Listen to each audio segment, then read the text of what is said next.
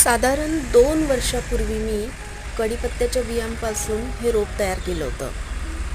7-8 बियांपासून मी या कढीपत्त्याचे रोप तयार केले होते आणि एकाच एक छोट्या कुंडीमध्ये मी याला लावलं.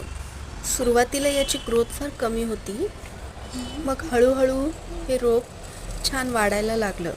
याला मी ताकाची फवारणी, दूध, दही सगळं घालायची, का तर पटकन मोठं व्हावं म्हणून. पाहता पाहता 2 वर्षामध्ये माझ्या या कढीपत्त्याचं रोप इतकं छान बहरलं आहे. आता त्याला फुलंसुद्धा यायला लागलीत आणि त्याला फळंही धरली होती.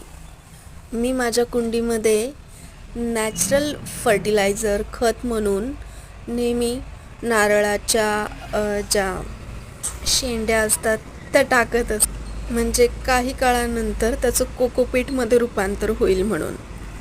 माझं हे रोप बघून तुम्हाला कसं वाटतंय? मस्त वाढलंय ना, छान.